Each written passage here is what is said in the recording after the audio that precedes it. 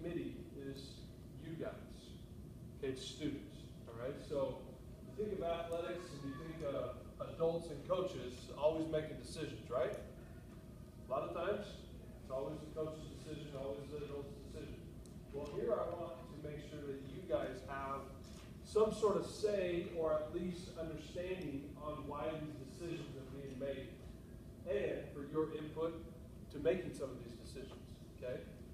So, when you look at this little agenda thing, this handout, hopefully you will gain a better understanding of what it looks like to be a leader in athletics. That's kind of the whole general outline of this. Okay, and then today I want to finish, or I want to come up with our 5 characteristics of what a leader is. Okay? And then if you look at it, we get out of here at 43, right? That's what we said. Okay, so we have not very much time. We have about 12 minutes, 13 minutes. Okay, so hopefully we'll be able to go through all of this stuff. First thing is, what is this committee? Second thing is, who do you see as a leader? Third thing, 5 characteristics. And then the fourth thing is actually on the back side of this page that we'll take a look at and see what's going on. Okay? All right, so first thing, number 1, what is WAC? What is the Wahluke Athletic Committee? Again, I wanted to start this so that you guys could have a better understanding and have a say in what athletics is. Okay? I asked the coaches, the high school coaches, to give me 2 or 3 names from each sport. So it's not just one sport represented or just winter sports or just fall sports. It's all sports are represented, okay? And your names were given to us, to me.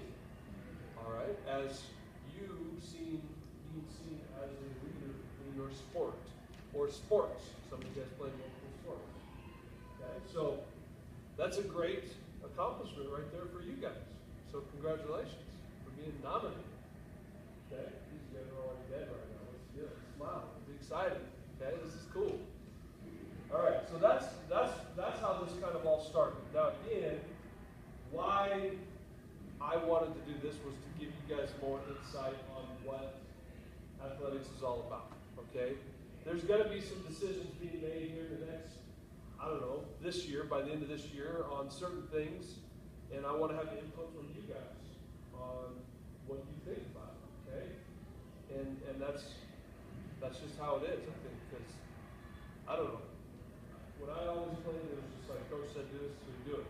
And that's great and everything, but why do we have to do all these papers? Why is our academic policy the way it is? Why do we have to sign out? Why do we have to have parent note signature, 24 hours in advance? All these crazy things, okay?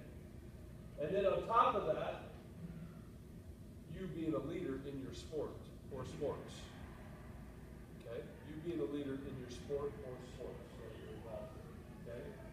So, first off, who do you see as a leader? So I want you to take about 10 seconds, 15 seconds, and just think about it. Okay, and I want you to think of specific people, not just an idea of, but specific people who you see as a leader. Okay? All right, so go ahead and think about it.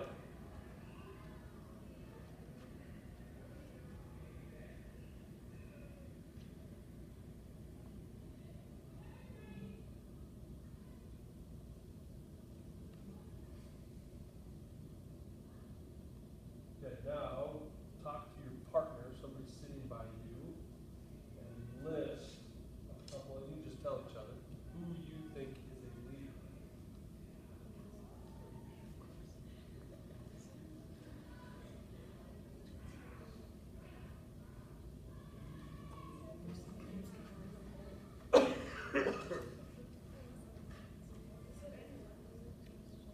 Anybody, it can be anybody.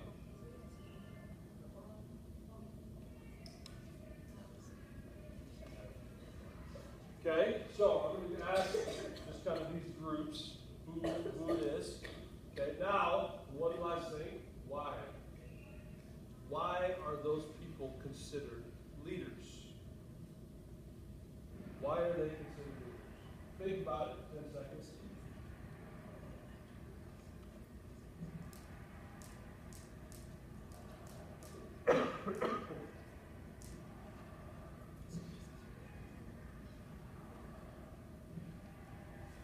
All right.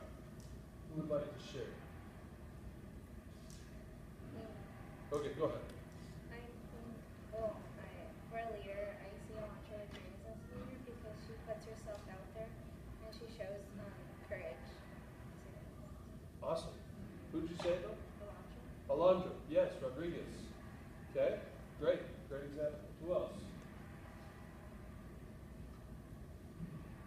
Hey, don't be shy. Just us. Who else? Andrew.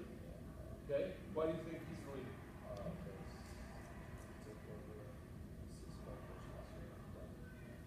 Okay. Okay. Perfect. Perfect. Who else? These don't have to be just kids. You have adults and stuff like that. Or famous actors. Well, I mean, it is. Seriously. Who's the leader? Famous, historic, people in history. I don't care. Just who do you think is the leader? Who? Obama. Okay, why? Because he worked up for that. Yeah? Okay. He's kind of like the ultimate leader, right? Yeah. Are we going to always agree with our leaders? No.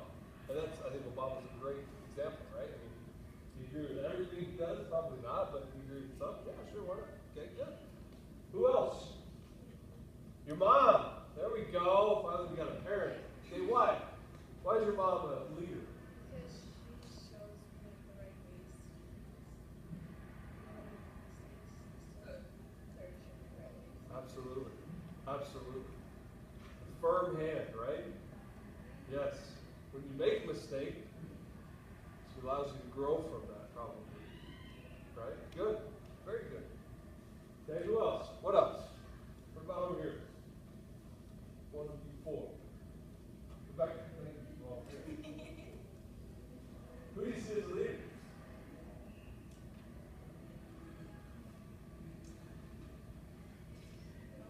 Okay.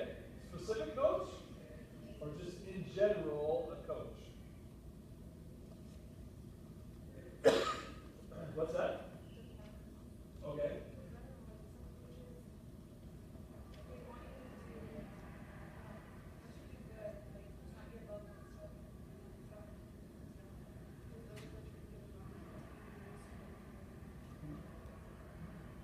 Okay. So, why would you consider those leaders? That try and care as leaders. Okay? Okay. What else? We heard from there. What about, I heard from you. What about one of you? Victoria, because she was dedicated and committed to the sport. Okay. Dedicated and committed to the sport. Awesome. That's awesome. Okay, so one of my people that I look up to, one of my leaders was my basketball coach in high school. And his name is Mike Carlquist. And so I still keep in contact with him, call him up every once in a while, just talk to him and stuff. And I think one of the reasons why he was a leader for me was sort of what you were saying, Jessica, is he showed that he cared about us, he pushed us, kind of like your mom, where led you and wanted to show you the right way to do things, okay, dedicated to the sport and everything else. He was the first coach that I ever had that was actually, that you could kind of talk to as a person, you know what I mean? And I can remember during summertime having just real easy conversations with him, and just, anyway, it just kind of brought sports all the way around to me, not just, so you're going to go play games and practice and then be done. It was much more than a game after having the experience with him. Lots of other leaders too, Obama, and I think Franklin Delano Roosevelt for me, Muhammad Ali, some of these other guys that have played huge roles in the world is also people that you can look up to. Okay? Are you ever going to see them? I don't know, Are you ever going to learn from some of these people? Who knows? But that's what we're kind of talking about here. Okay? What do you need? Okay? So anyway, here's what I would like you to write down. I heard some really good things, but now I want you to put it down on paper, or actually note cards. Okay? I would like you to write down your top 5 characteristics of a leader. One word each. 5 characteristics of what a leader is.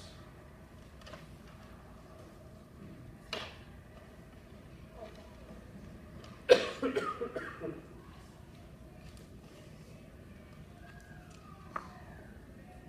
so 5 words that describe a leader.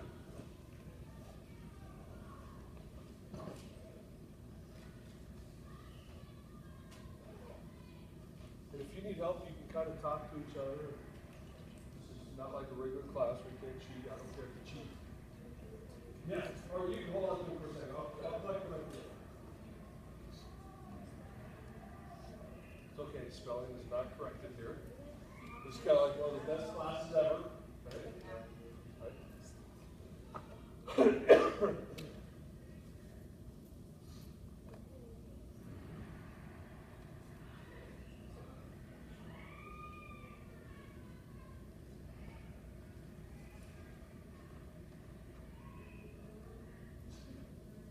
Okay, so now if you don't have 5, kind of talk with your partner and see if you can't come up with five words. If you've already got 5, awesome. Come on.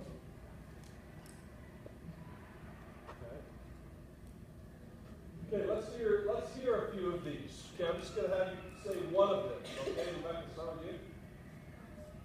Supportive, excellent. Reliable. Responsible. Determination. Understanding. Fearless. Humble. Respectful. Courage. Confident. Dedicated. Honest. Committed. Look at that. Every one of you guys had different words, yet you described pretty much the same person, right? Or that leader person. Okay? All right, now flip your page to the back. Okay, flip your page to the back. This is something that I have been working with some of our principals and stuff in the district and our superintendent. And I saw this and I thought, holy cow, this is awesome.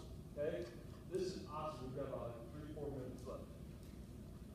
5 levels of leadership. This is John Maxwell, 5 levels of leadership. Okay, and this guy, I think he's hit it on the nose as far as leadership and the idea of it and how to categorize it, okay?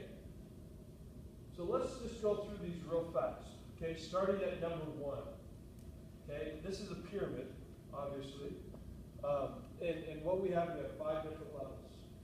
Is leadership, and I want you to think about yourself, your coaches, your teachers, all those people that you think are leaders in your life. Okay? And I want you to think about where they would fall on this category, yourself included. Okay? Because technically you are leaders if you were chosen by your coaches. Maybe. I don't know. We'll see. Okay, number 1, down at the bottom, position. People follow you because they have to.